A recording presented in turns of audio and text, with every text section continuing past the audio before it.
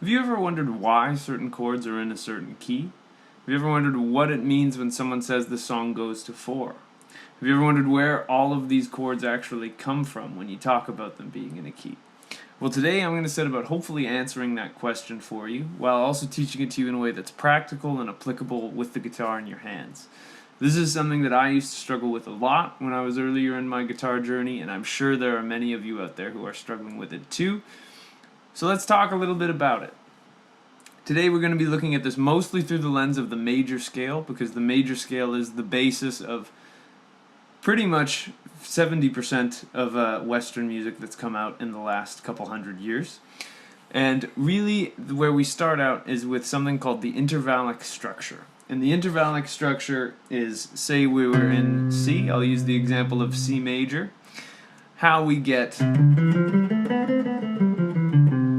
those notes. So the C major scale consists of 7 notes, and those would be C, D, E, F, G, A, B.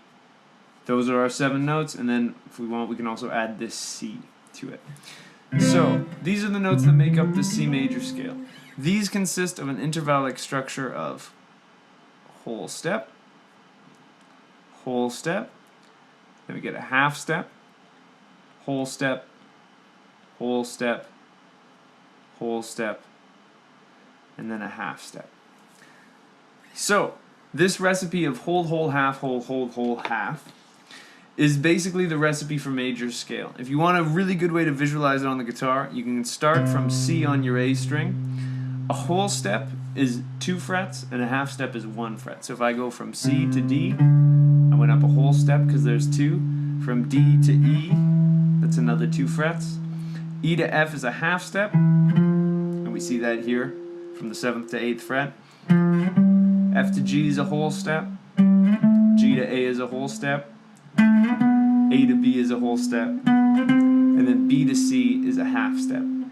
And so if we put this pattern on any other note, so say for example G, I can get a major scale if I follow this recipe, if you will, from G. So we get whole, half, whole,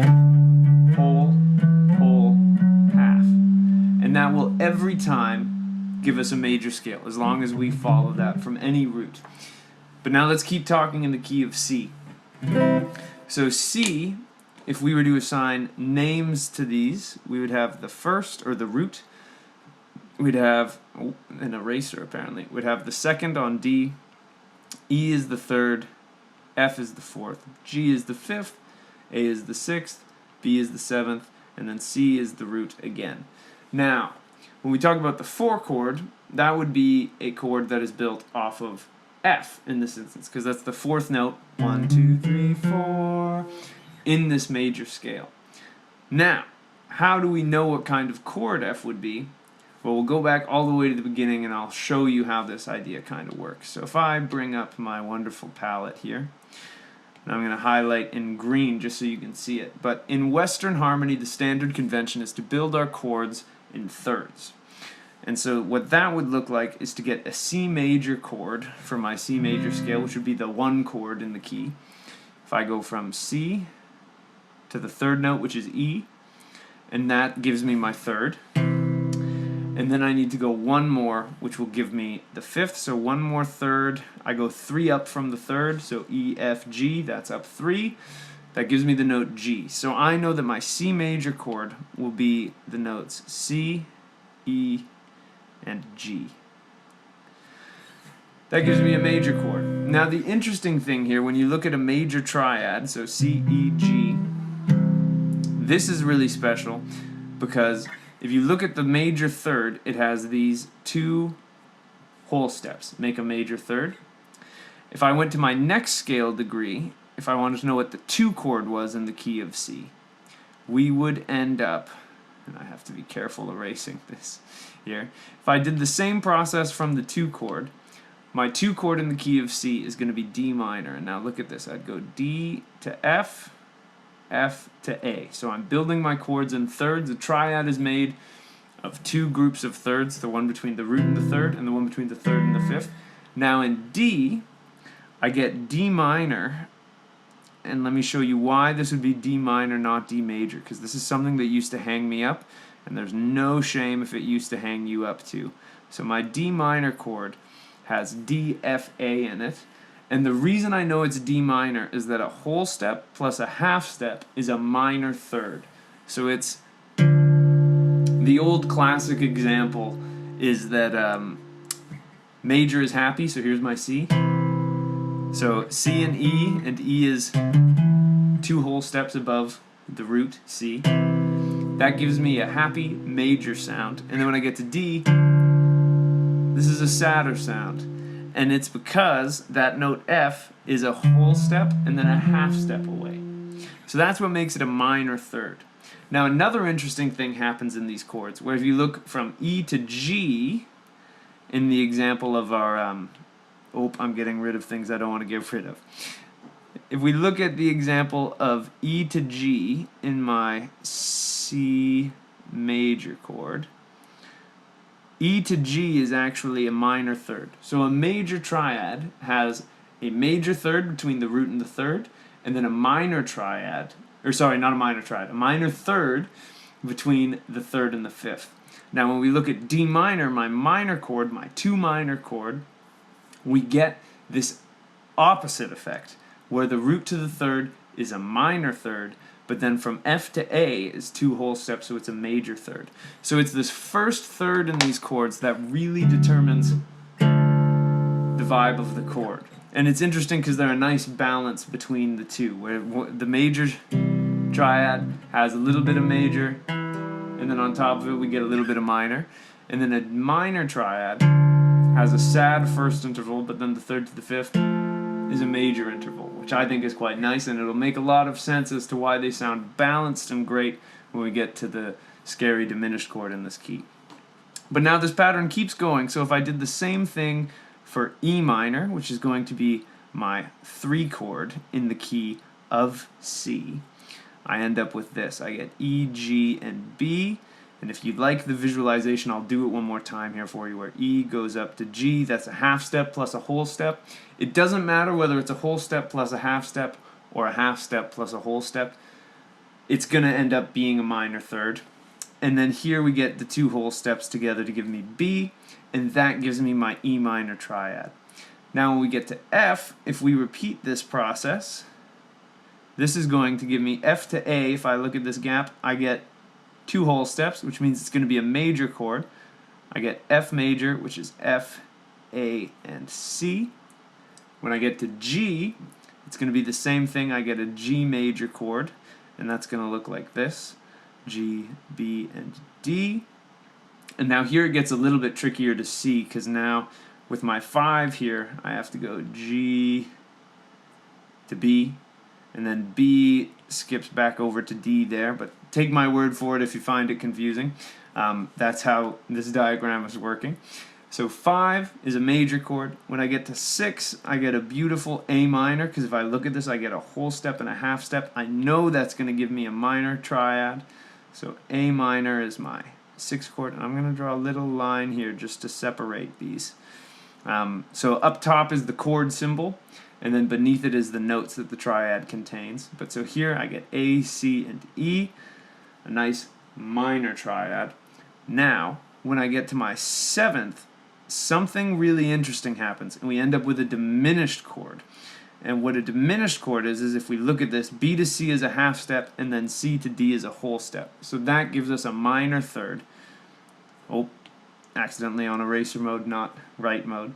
So I go from B to D, but then from D to F is another minor third. So that gives me B, D, F. And a diminished chord is 2 minor thirds stacked on top of each other, and they tend to sound very dissonant. So if I was playing all my triads up, I get C major, D minor, E minor, F major, G major, A minor. Now here, it's a really dramatic sound, that diminished chord, or that diminished triad, and then I would come back to my C major. So here, I'll just put it there one more time. We end up back at the top. So this is how you generate chords and keys. This is how it works for the major scale. So if you ever need to figure out what chords are in a key, or if you're ever just curious about it, this is how you would set about figuring out how that works. And the great thing about this is I'm going to write these Roman numerals, which, if you didn't study Roman numerals in school, may be a little bit tricky. But I'm going to show you a really cool trick for applying these to other keys. So then we end up back at 1. So an uppercase Roman numeral, the one that's big and has the bars on top, that indicates that this is a major chord. Now, the lowercase ones, which are the ones that look like I's and little lowercase v's, those indicate that they're minor chords, and this little circle next to 7 indicates that it's diminished. I don't know why the symbol for diminished 7 is that circle, but it is. I'm sorry if you can hear my cats playing with their plastic springs in the background. So now I want to show you a really cool trick that you can use to apply this to all other keys, because it really is a lot of work to get it to sit in your head, and this can help you speed up the process. So there's 2 components to this trick, and the first one involves on you knowing at least your first octave of the major scale. I would do this fingering, so if I was starting from either my root on the E string or my root on the A string, I can play this shape. 1, 2, 3, 4, 5, 6, 7, 8. And I can use this to tell me what notes are in a major key. So if I'm in the key of C, I go C is my 1, D is my 2, so on and so forth. If I want to find out my 6th, I can go 1, 2, 3, 4, 5, 6, and I just count how many notes I've played from the root, and I will end up with the right note under my finger. Now, if I want to do that, say, the key of B flat, I start here with my finger on B flat on the E string. Sorry if you can hear my cats playing again. But we get B flat, C, D, E flat, F, G, A, and then B flat. So you can use this to figure out the notes that are in any key, which is awesome. And now, if you know this scale pattern, because the major scale will always follow this pattern of whole step, whole step, half step, whole step, whole step, whole step, half step. Since we're always using that as our formula for a major scale, if I change any of those, it won't sound like the major scale anymore. If we use that, we also know what chords would be associated with those, because if this pattern applies to all major scales, then surely so will the chord qualities. So I know if I was in my key of B flat here, that my 1 chord would be major, just like it is here. I will always, in a major scale, have a major 1 chord.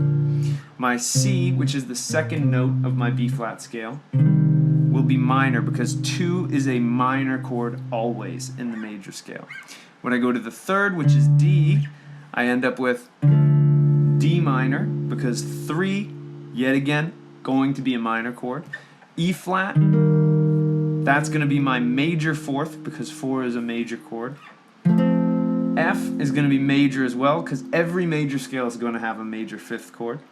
Then I get G minor, which is going to be my 6th minor chord. Then if I go to A, it's going to be diminished, because in major scales, 7ths are diminished.